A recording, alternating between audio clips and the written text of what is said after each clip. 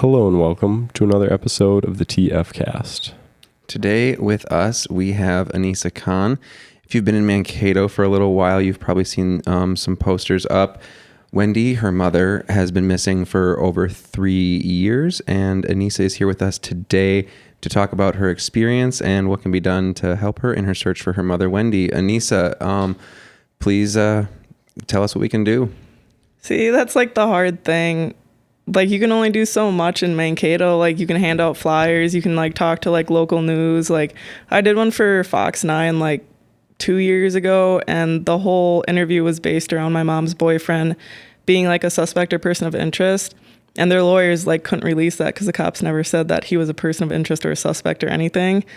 So that's like a bigger news station. It just like all went down the drain. So only times like I've spoke on the news is from like KEYC, or like they write articles every year about it, or just like random like podcasts. Like I did one and now this one. Like, it's just frustrating because I don't know what to do. Like, I didn't think I'd have to encounter this at 23 years old. Like, and you only have like so many resources, and people are like, oh, like talk to this medium. But it's like, it's not something I really like believed in like before this. Like, but it's like I talked to one, and it's just, I don't know, like I want to have hope, but at the same time I don't want to get my hopes up.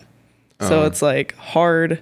I don't know, just hard to like grasp all this, and like, where do you go to, or what do you do? Yeah, it's not exactly the kind of thing that they teach you how to do, like with that kind of responsibility being put on you. Where are things at right now? Like, what's the current status, if you could give everyone kind of a general update? My mom's boyfriend still is not a person of interest or a suspect. They don't know where his whereabouts are. The last time he got stopped was in 2018, 2019, somewhere in there, and he was stopped by Texas Border Patrol for like a routine traffic stop or whatever it was, and he wouldn't like tell him their name or anything or give him his ID, so they took him in, fingerprinted him, figured out who he was, and let him go because he has warrants in Minnesota and surrounding states, but it's not for my mom. It's for like past charges with his like ex-wife and everything. So if they did catch him like in Minnesota or those surrounding states, they would bring him in to obviously question him about my mom. But they like think that he went to Mexico, and like they told me the cops did, like they're not like like the Border Patrol isn't worried about U.S. citizens going into Mexico. They're worried about people coming into the U.S. So it's frustrating because, you know, they're probably not on the lookout for him or anything. Like, they probably have no idea that this issue is even like ongoing, you know? So it's like really frustrating. Yeah, it almost sounds like from what you're saying that you just feel like there isn't like a large group of people, or the people who ought to be paying attention just like kind of aren't, or right, like there isn't something to be done. Have you like felt any resistance against that, or like how has that communication happened with you? I think the detectives, like they're I don't know how to word it, like they want to help, they want answers too, but like they're not in my shoes. You know, there's always in my head, there's more you can do, more and more and more. But realistically, is there? I don't know. I'm not on the detective side. Like, I don't know what can be done. Like, you can keep looking through her bank statements, her phone logs, and like whatever, you know, like you can always do more, and like, or look through the river again or whatever. And, but like, that's just a waste of time. It's just, I want them to be doing something at all times. Like, yeah, it's been 3 years, and I don't want it to be like 10 years and still dealing with this. Yeah, of course, because like they're not the one who's, you know, missing their mother, right? Yeah, so they have to manage like resource allocation, and it's like that sucks. Like, that's not what. Well, I'm sure that's what the police want to do. Like, I don't think that most police officers would like to be dealing with like real crime. You know, like someone's missing. Like, this is a person who can actually be helped. So, you know, it's not for like a lack of want, I would presume. Right. Like, I talked to him one day and I told him that I was like, you know, I don't want to be 10 years down the road and like still struggling with this, you know? And they're like, oh, we don't have a crystal ball. Like, we can't tell you the future. And I was like, I'm not asking you to tell me the future. I'm asking you to help me find answers. And he told me straight up, he's like, this isn't our priority case. Like, we're working on, like, it was like a homicide or something like that they're working on. I was like, I get that. There's other cases that top this because it's been not cold, but like it's been ongoing for 3 years with no lead. So I get that. But at the same time, like, I don't want to be like, not, it won't go cold, I don't think, but like, I don't want it to be like continue to be put on the back burner. Yeah. Because I mean, they do find, like, they find information on cases long time later too, pretty often, and like that does come from people just keeping it on their lips, right? And like a lot of people have like reached out to me like with Facebook and my posts and stuff, and they're like, oh, like I had, whether it was like their cousin or brother or whatever, like they're like, oh yeah, we didn't find answers until 10 years, and I'm like, how do you do that? Like I can't, like I can, but like I don't want to live 10 more years like this, like. Yeah, it's very out of your control. Yeah. What are some of the things that those people have said to you otherwise? Like what are things that worked for them, or like things that changed in their cases?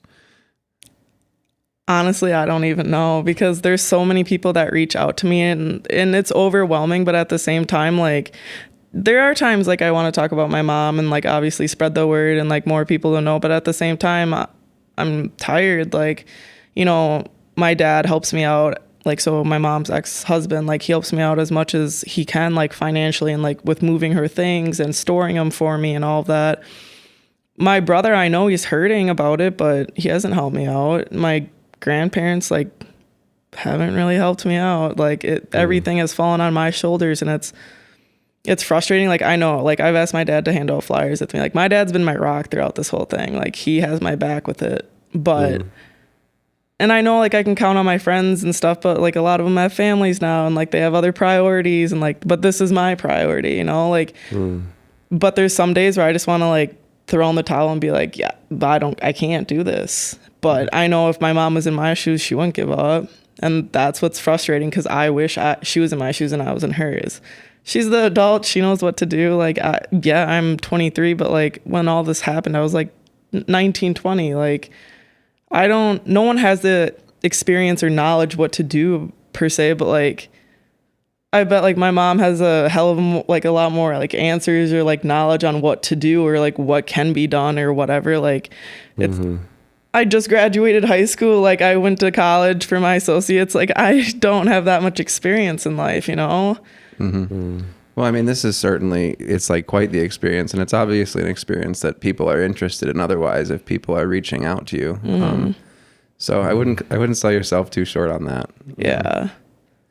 It's unusual and difficult to know what the right action is, whether you need to well, it's like, do I go on with my own life and like do what a normal 23-year-old is, like going to school and working and having a beer, like, or there's some nights where I like, you know, I'm like, oh yeah, I deserve a beer or whatever. And then there's other nights is like, I'm guilty, like feeling guilty, like, oh, like I shouldn't be doing this. I should be doing this for my mom or this for my mom. Like there's, in my head, there's always more. Even if there's not more I can do, there's always more. What does that work look like? What do you mean? I mean, like you're saying that there's like always more that you can do. Is that like social media campaigning or? Right. Like just spreading the word, or like, you know, people are always like, message this person, like get the word spread out there. But I'm so beat. Like, like people have like reached out for me, like to like these, like that I did a podcast for like these people in Nebraska. I didn't message them. Someone else messaged them for me, and they reached out to me.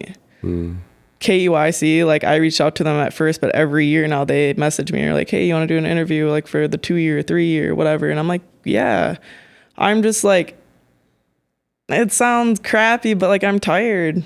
Yeah. And because you want answers, and you're not like, I mean, this is a torch that you're having to carry that you didn't obviously ask for or want, but you do want to know what's going on. It's frustrating because like so I had a doctor's appointment, I remember, on a Thursday, and she ended up coming with me, and then we ran like errands afterwards, and then we went back to her house, the one she lived at with her boyfriend, and we were like sitting there talking, like just shooting shit, whatever, and he comes home and he's like, you need to get out of my house. And I'm like, okay. Like she lived behind West and I lived in front of West in my own apartment. I was like, whatever. So I started walking because my mom had picked me up, and she came out of the house and I looked back because I heard the door slam and they were both standing outside, and she kicked him in the balls and she got in her car and she picked me up and dropped me off at my apartment. And then she went back. I talked to her Friday on the phone and I texted her. They were like arguing, whatever, and I told her I could come pick her up, but she's like, no, like whatever, I'm fine. And I was like, dude, like you can stay at my apartment. Like if it's uncomfortable, if I'm there, like whatever your thing is, like I can leave or I can sleep in the same bed with you, like whatever. I gave her all these options. She's like, no, Aneisah, like I'm fine. I was like, okay, like you're 40 some years old, like you got it. And then Saturday, I had plans with one of my friends that night, and she's like, oh, just do that, whatever. And I was like, fine. So then I talked to her, tried calling her and texting her Saturday, and she didn't pick up, and I stopped by there and I looked in the windows. Her car was still in the driveway, but her purse and all that stuff was gone off the dresser because you can see like through the window. And then I was like, okay, like I'll give her Saturday. Maybe she like went somewhere with her boyfriend or whatever.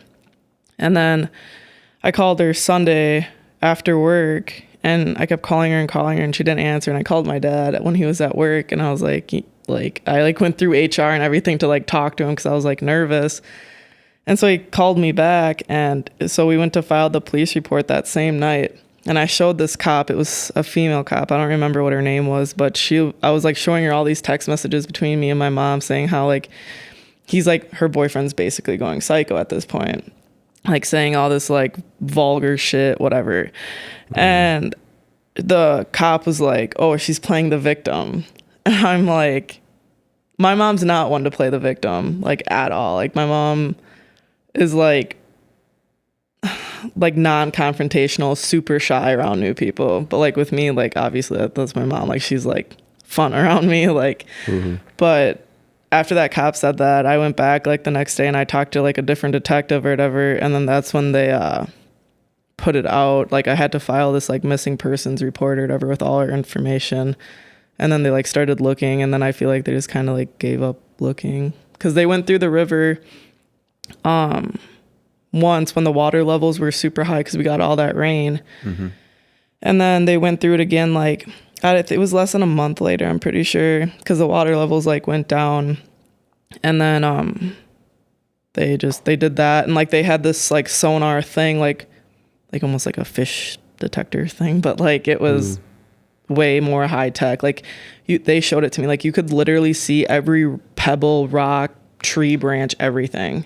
And like, so if there was a body per se, like it would like light up, and there was nothing. And I was like, oh, like why don't you like walk against like the riverbank or whatever, like where you like went through like on the boat. People said that to you? No, I said that to them. And I was like, what's like that gonna hurt? And he's like, oh, we went through the river and like we were close to the shore, like we don't need to do that. I'm like, but you're not like, see, that's like another thing you could do, but you're not like, you have the resources to do it, like, but you're not. And it's frustrating, like, because I'm just at the, like, still now to this day, what they've never said it to me, but I think they picture me as like not a little kid, but like a kid that doesn't know what she's doing or what she's talking about. And I don't know what I'm doing or what I'm talking about necessarily. I can hand out flyers and talk to people and spread the word, but like, that's really about it. Like, I don't know where to go from there, where to branch off. Well, what was that initial time frame like when, like, not just the police but the community was like, you know, out there, like boots on the ground, like looking? Because I kind of remember it, but not super clearly. I don't know, like, so God, I have a tickle in my throat. So he redid the basement, and so like there was new concrete poured, whatever, and people found that out.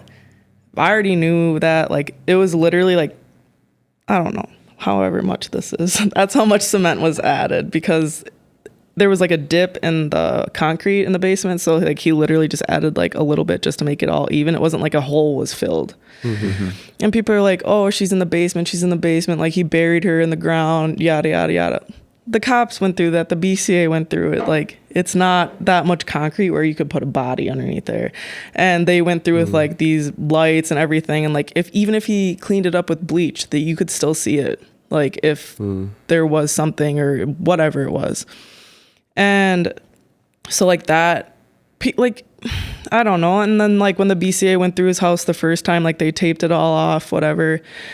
And one of my friends called me and she's like, yo, like, I think they found your mom. And I'm like, what? And it was like 10 a.m. It was my day off, so I was still sleeping. And so she picked me up and we went over there and I was like, what's going on? And he's like, oh, this is like routine standard thing. And I'm like, no one called me and told me this. And he was like, oh. I was like, okay. And her boyfriend was there and they went through his house for like 8 hours. And he was sleeping in his car across the street the entire time. And when I first got there, he walked up to me and he's like, have you seen your mom? And I was like, no. He's like, are you sure? I was like, yeah, because if I did, the BCA wouldn't be here. Like, you know, I met him in like 8th grade and like my parents have been, they've been like on and off for like 8-9 years. And ever since like I met him, like he was just like sketchy. Like I didn't like him. Like me and my brother had this ongoing joke of like calling him balls or ball sack. Like nobody liked him. Like he was just weird and not like in like, just like in a off-putting way. Yeah. Like he wasn't your normal guy. Like he may like, if you like walk past him in a store, like maybe he kind of looks funny, but like he's not normal. It's well, it sounds like he had a history of some domestic with his challenges. With his ex-wife. So before my mom went missing, he had a wife and 3 or 4 daughters that were like done with high school, that his last daughter just graduated. And then he had like at that time, I think maybe like a 7-year-old son or something like that. But it was like right before my mom went missing, they were about to put a 2nd year of like a restraining order on him because like he had like slapped his daughter or something like that. It wasn't like anything like extreme, but like enough to like do that, you know? So I don't know. And then he like would tell my mom that he said 2 things. I don't remember what one of the 2 he said to my mom, but he said something to his ex-wife, like, I'm gonna like, I don't even remember, like bury you or like kill you and bury you under the concrete. And the next one was like, I'm gonna hit you with a baseball bat and throw you in the dumpster. And like the cops knew that because like we told them everything. And like his ex-wife and his kids have been like super, super cooperative. Like I've talked to them before and like they've talked to the cops, but like there's not much they can give them because they didn't talk to him for 2 years. Yeah. And you know, this is something that I've seen kind of a lot of on social media.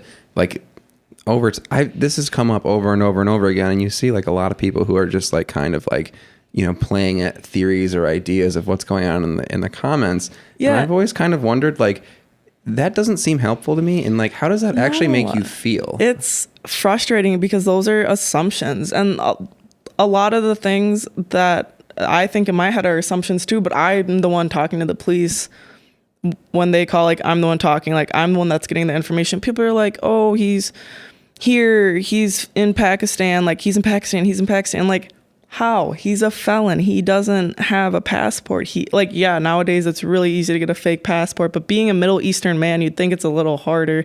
And like, he doesn't have anything in Pakistan. His ties, granted, he doesn't have anything in Mexico that I know of either, but that's where my gut is telling me he is if he got stopped by Border Patrol.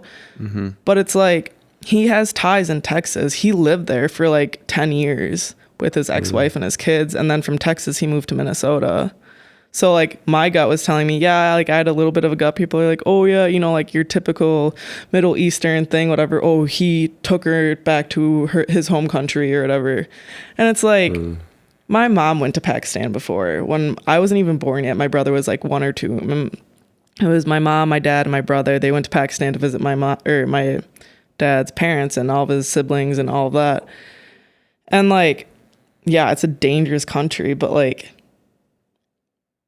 I don't know, like, people have all kinds of like people that like some of that shit is just racist. Like people have like ideas about those type of people in their heads, and like that stuff isn't helping the situation. And like, dude, there's people online that have like attacked me over nothing. Like I remember it was like my mom was missing for like 19 weeks, and this lady she was like probably in her 30s or 40s, and she was attacking me, saying like my mom jumped off of a bridge to get away from her pussy ass kid and like all this shit. And I'm like, dude, like I'm not gonna give up. Like it's been 19 weeks, like, you know, kind of like screw you. Like, and I had all my friends like back me up and like whatever, you know, but it's still on Facebook now, like to this day. And like her name was like Rose something, I don't know, like she like no one said anything to her, and she just commented on it, not like saying like, oh, like you should give up type thing. And I'm like, no, like I don't know, it just it doesn't seem like an option. Like no. The way you describe the way you talk about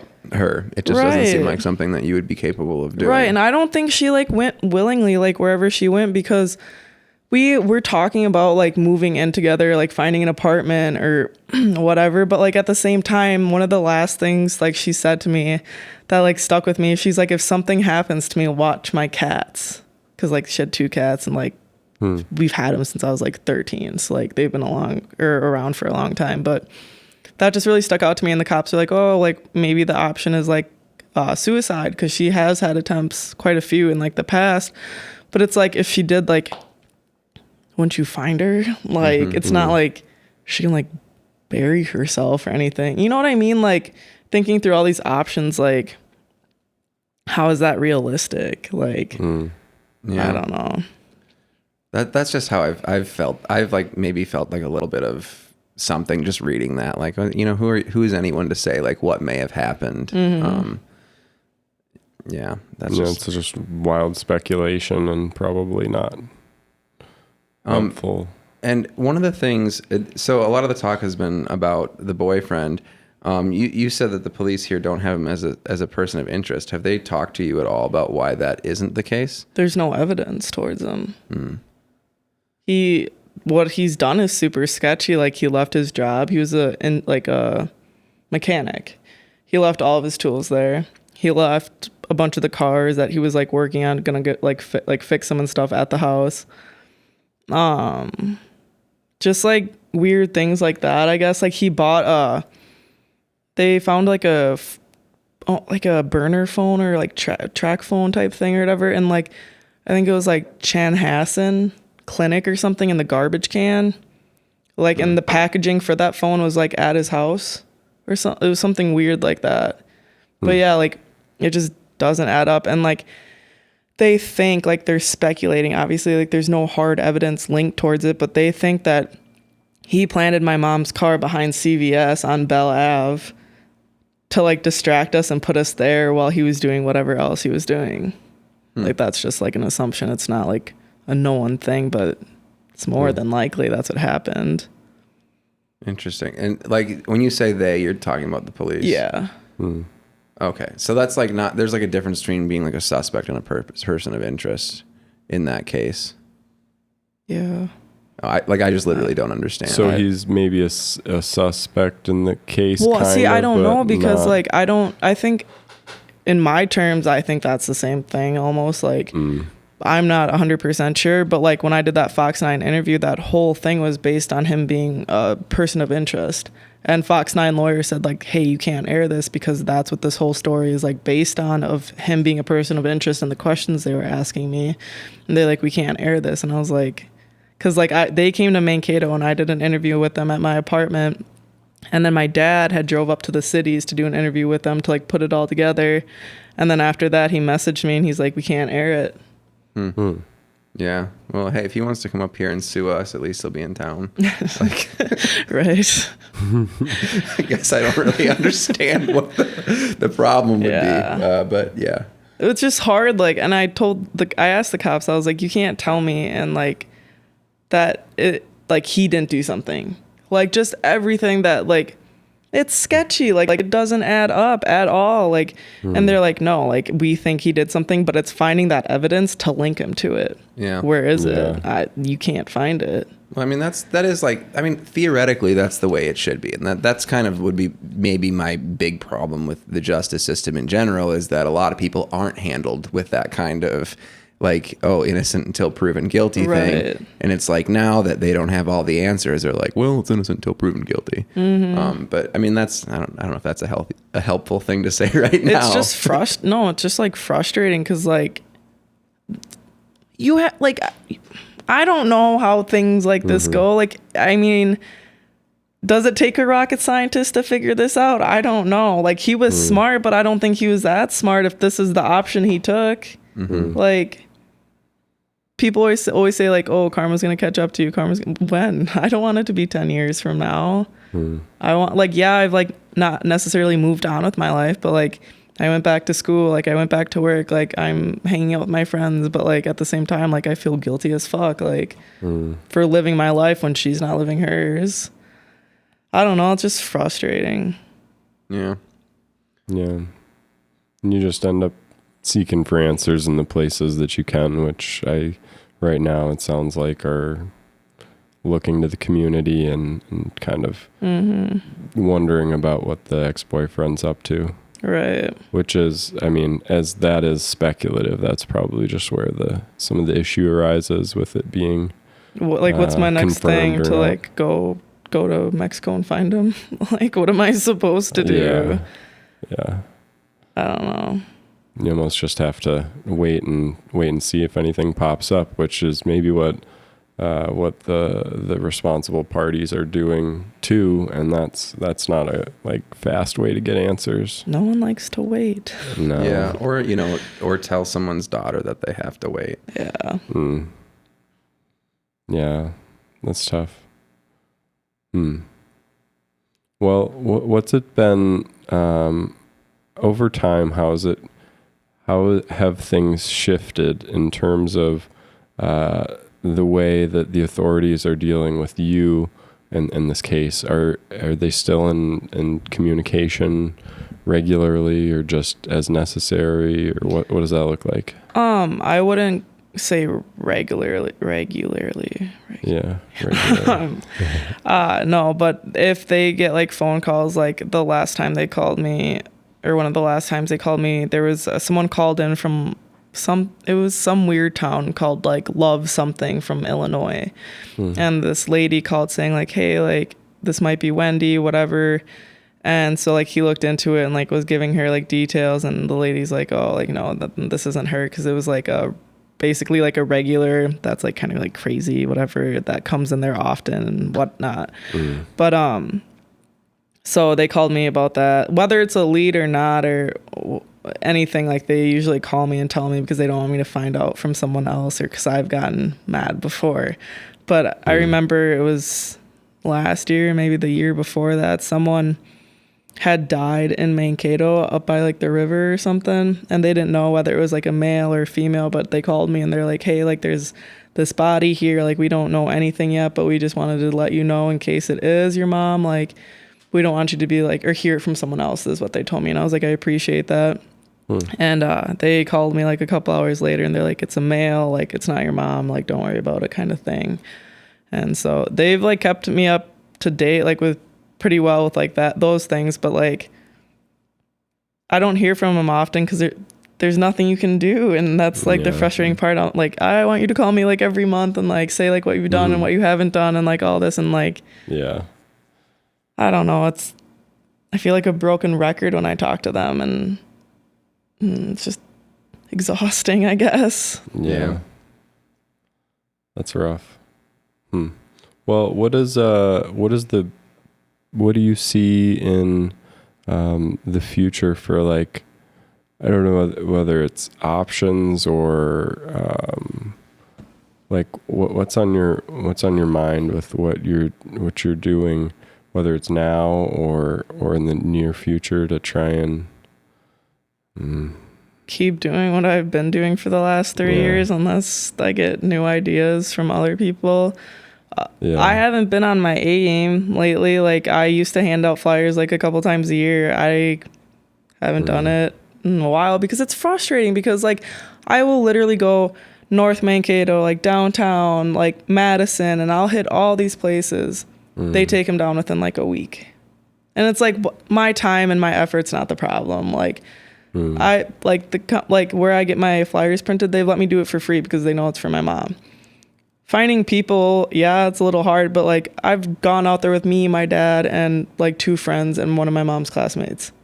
It's not the time or the effort. It's just what's the point of doing that if they're going to take him down after a couple of days or 7 days or 2 weeks? Like, yeah, people come in and out and see it, but like, why would you take him down if she's not found? Like, the only places that I know that still have them are e-cig crib, I'm pretty sure, because I used to go in there all the time. Like, but I don't know.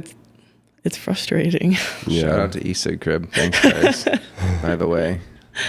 Yeah, there's just really no like right answers or best practices for this kind of situation. Yeah, I don't know. Like, I'll just keep like talking about it. Like, and like when I go like out and stuff, like even when I go downtown, people are like, "Oh, like I'm sorry about your mom," and I'm like, "Yeah, like, you know, I don't want to talk about my mom right now because like I'm coming downtown to like have fun and drink and not worry about anything at the moment." But at the same time, I'm like, hey, like they know about it, like that's like something, you know. So like, yeah, I'd rather get down in my feelings for like 20 minutes and like talk to them about it than not talking to them and not having the word out there, you know. So like, yeah, it takes a toll on my life, like physically and mentally, but you know, it's my mom at the end of the day, so I'll do what I have to because she would do the same for me. But yeah, well, I don't want to like get you into the broken record territory. Maybe we could talk about some of the other stuff. What are some of the positive things that have been going on in your life? You said you went back to school and you've been doing some more work. What's been going on with you? Yeah, so when my mom first was gone, I was in school for a year, I think, or maybe a semester. No, it was a semester. And then I took off a semester because I had to move all of our things back from Pennsylvania to Minnesota. So I did that. I went back to school. I took another semester off because like my mental health was not doing good. So I took another semester off, went back to school for 2 more semesters. Long story short, it took me like 3 years to get my associate's degree, but I did it. And now I was like working part-time at that time. Now I work full-time. I don't know, like I've been hanging out with my friends more and like getting out more and all that, but you know, it still like takes a toll whether you see it or not. What have you been doing to help maintain your mental health through the time? Ooh, if I knew the answer to that. Well, you insinuated it's been getting better. Well, you know, I got back on my meds, so that was a step in the right direction. I don't know, like I've just been trying to keep busy is the main thing. Like, I don't know whether it's like hanging out with my friends or my dad. Like my dad always hits me up like every day and is like, hey, you want to grab a bite to eat? You want to have a beer? Like you want to do this? And because he knows that it's like I need to be outside of the house. Otherwise I sit there and I think like most people do, you know, your mind is just running whatever it's about. But I don't know, like me getting out, whether it's like outside or like wherever, like I just need to stay busy. Like that's my thing. I don't know, like I got like these adult coloring books and stuff that are like the fine lines and all that stuff. So like that's helped me. I don't know, just like random things like that, I guess. Yeah. Focusing on fun and trying stuff. Yeah. I went to like up in the cities a lot. Like they have like those sculpture gardens and all that stuff and like cool like little antique stores and thrift shops. So yeah, I have like done almost nothing to explore like that area. Like it's like 70 miles away. I love going to the cities. It gets me out of Mankato. I'm for it. I remember when COVID first hit, like I would go to Iowa and Wisconsin all the time just to have a beer, like and get out of the house. Wait, you would drive all the way to Iowa or Wisconsin to have a beer? Multiple beers. Yeah, I feel that. Yeah. What is it? Is it Wisconsin's like not that far? It's only like an hour or 2. Because like Red Wing is right next to Wisconsin border. Oh, I suppose. I guess I don't even think about going east ever. Neither do I, but you gotta do what you gotta do. You gotta get some Spotted Cow beer. Hey, yeah, Spotted Cow. Maybe they'll sponsor our show. We could have a plug. I doubt it. They don't even get their beer out here. Oh yeah, you get it. People act like Spotted Cow is like. It is. Like I used to drive all the way to Wisconsin 2 hours to pick up like 3 cases and come back the same day. Yeah, it's like $32 for a pack for it. Like, and I'm like, it's a lot of money, but it's worth it. Yeah, no, I remember I went to a wedding in Wisconsin. Actually, it was in Milwaukee, And I stopped for gas, and it was right on the other side of the Wisconsin-Minnesota border. And in the middle of the gas station, probably it had to be at least like 3 pallets worth of just spotted cow sitting in the middle of the gas station that says "Spotted Cow, get it here, last chance." Like just warm beer in the middle of the gas station. And people just flock to it. Yeah, it's good beer. And I almost bought one too, and I don't even really like. I think it's okay, but I was like, it was just like by accident I was about to buy it. I was like, oh, can't get that. That's funny. So I guess I understand. Well, I don't know exactly what the hope for a podcast like this is, but I guess I hope that if getting the message out and kind of just sharing the story is what's needed, that we can help with that. Literally, like bringing her name up or anything like it to. Mm-hmm. I don't know. There's only so much you can do with flyers in Mankato. And Facebook, you can like spread the word a lot easier by hitting a share button and stuff. But like, I don't know, people like twist your words on the internet a lot of the time, and like actually like coming out and like talking about it's coming out of my mouth. Like you're hearing it. So it's different, you know, like if you want to twist it, but you can always go back and listen to what I'm saying and know the truth, you know? And I don't know. Podcasts are getting more popular, so I was like, what's the thing that people have gotten most twisted? People have said like, oh, she ran off, or or like he went back to his home country, and those are things that I don't even know the answer to. Yeah, hypothetically, she could have just got up and left all of her clothes, her cats, me not telling me where she is, or maybe hypothetically he did go to Pakistan and take her with, and she's stuck there or something. These are all like what if, like the possibilities, but realistically in my brain, I don't think that's a possibility. I know my mom wouldn't get up and leave without telling me. Even when from Minnesota, she moved from Minnesota to Pennsylvania, and she told me, she's like, hey, I'm moving. And she knew I wasn't going to be happy about it. And I told her straight out, I was like, I'm not happy. But I went out there every year, like once or twice a year, to go visit her for like a week during spring break and stuff. Mm-hmm. But she still told me, and she knew I was mad, but I still made time for it because I love her and she loves me, like she wouldn't just get up and leave. Like that's not her. But it's just weird because her boyfriend convinced her to come from Pennsylvania back to Minnesota in December of 2018, right? Yeah. And he told her to come back to like fix our relationship because it was rocky for a couple of years. Like I didn't talk to her for a while, but like we fixed it when she came back because like she was like normal and like content and on the right meds and everything. And we were building that relationship back, and we were doing really well. Like we were like, she would make me meals or help me with my schoolwork, like being a mom, and I had it for 6 months and she was gone. I don't know. It's just, it doesn't add up at all in my brain. So that makes me think that he had something to do with it, but I don't have that proof. Yeah. Well, I guess that's where it stands today. You want to do plugs and wrap up? Yeah. Is there, we usually do plugs for people, and they can tell people where to go. I don't know if there's a thing for this in particular. There's I don't know if it's on, I don't have my phone by me, but it's a page from, it's on Facebook. It's like something basic like the Wendy Khan missing page or something like that. I don't remember. One of my mom's friends from high school set it up, and I don't have the password or the email or anything for it, but I can see the things posted on it. So I guess like if there's like anything you guys like see suspicious or anything, even if it's not that big or important, like post it there or message me on my Facebook or literally anywhere. I have all social media. And we'll get the links to that page underneath. Yeah, that's the page right there. Okay. But yeah. What's the name of it? No, it's close. The search for Wendy Khan. Yeah. Got it. Well, we do hope that, even this helps and raise awareness and yeah, I appreciate you guys taking the time. Yeah. Well, thanks for joining us. Oh, yeah. And we hope it goes well for you. I'm sure it's been a challenge. Yeah. Well, hopefully this helps. One can hope. All right.